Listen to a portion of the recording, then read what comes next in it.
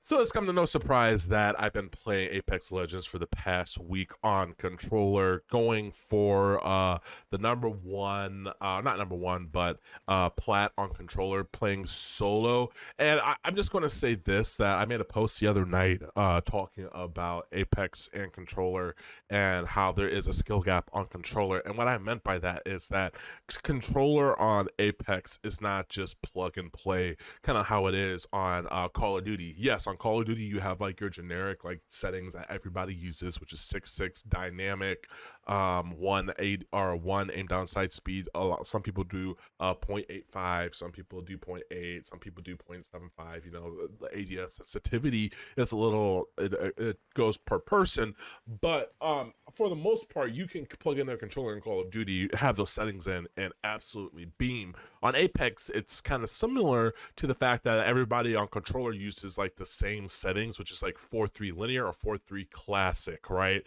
And I find it very interesting how that like you can use those settings and it's not going to feel like you're just absolutely beaming. Like you're going to get the occasional one clip here and there, but it's not going to be something that's like super consistent how it is on like Call of Duty.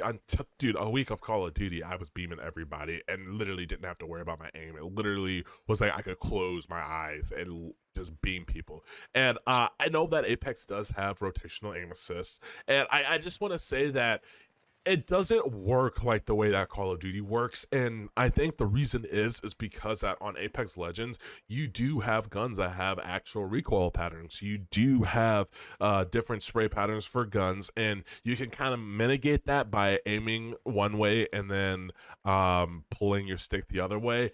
And but you still have to kind of like track the target, and it's like a fine balance of doing that and tracking your target and not getting hit in the process. There's just like so many things that go on in Apex Legends that it doesn't just come down to one input type. And I know a lot of people are saying, "Whoa, a lot of the pros play on controller. A lot of them switched over to controller," and that is true. Yes, I recognize that. And those guys play the game day in day out, probably for like 12 hours, 8 to 12 hours a day, and they have so much time put into where you see when they beam, maybe at that super high level, that you can actually just beam people and just, you know, but it's still skill. That's still, you still have to put the time in. And I actually watched a 1v1 done against Imperial Hal and then somebody else, because the guy was a pro on mouse and keyboard, and I've seen his name a couple of times. I don't know if I could find the video and link it down in the description below,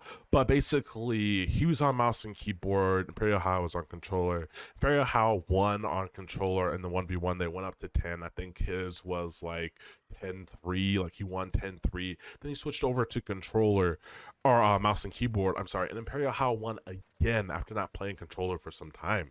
Now, if that doesn't say anything, it just comes down to your mechanical ability and skill when it comes to playing Apex. And some people have that better skill on controller, some people have that better skill on mouse and keyboard.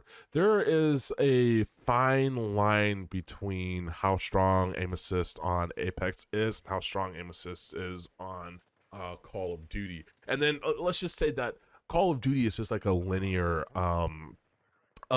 type of engagement, right? Apex, there's multiple situations you can get in, and it all depends on what legend everybody is playing, the abilities they use, how many you have up, how many of your teammates are down, if you have to 1v3 clutch it up, or if you just have to run away. Like, there's just so many situations in Apex Legends that I think that it really does come down to more than just aim. Really, aim helps out, but if you have semi-decent aim on mouse and keyboard, you're going to do pretty well.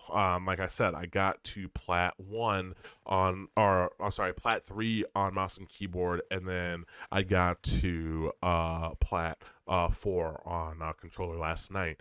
And I just want to say that, like, I don't think it was the aim that helped me the most. I solo queued, by the way. I think it was me being situationally aware and playing with randoms and having so many different scenarios come up that I knew what to do when certain situations arrived because I played them in that 1v3. I can kind of see and know what's going on around me, if we should push this team or not. A lot of people, when they play ranked and they solo queue, they just want a W key or push every single team, and sometimes that's just not the best approach. And I noticed that a lot. So I literally was like being like the end game leader because nobody was doing it, to tell them, hey, don't go over here, go over here, listen to me, we win type deal. Not being super mean about it, but sometimes you get those teammates that are just very, very stupid and they just go down and there's nothing you can do about it. Like, they're in a learning curve. Like, the skill gap from like silver, gold, and gold and plat, it's just like a night and day different. If you're in a silver lobby, you're in a gold lobby, and if you're in a plat lobby, even dealing with smurfs in those lobbies, like it's actually different.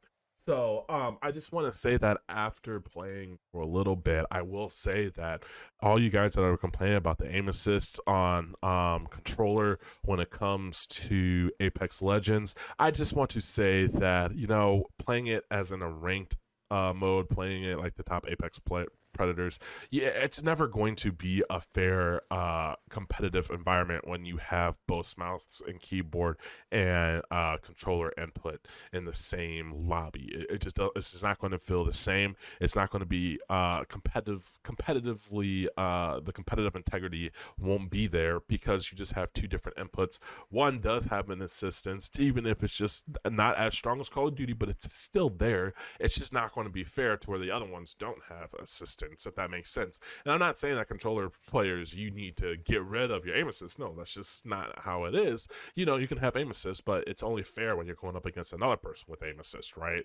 And truly in a competitive environment, like pubs, it probably don't matter. It won't matter that much, but like in a competitive environment, which I really care about, it does matter to where if you are playing on a controller, you should be playing with other controller players. Just fair, in my opinion, because like I said, you can beam people on mouse and keyboard far range way easier than you can on controller. Let me tell you, I still have not mastered the sprays or anything when it comes to long range beams on controller, or even close range beams for that matter. But yeah, guys, I just wanted to like give a little update on that. I know a lot of you want to see more Call of Duty, but Call of Duty's kind of just been stale right now, so we're just playing some Apex and I'm truly enjoying it. Let me know down in the comment section below if you made it this far. What do you think about this debate, if you play controller on Apex or mouse and keyboard? And guys, keep it silver down in the comment section. As always, remember to stay blessed and stay humble, and I'll catch you in another video. Peace.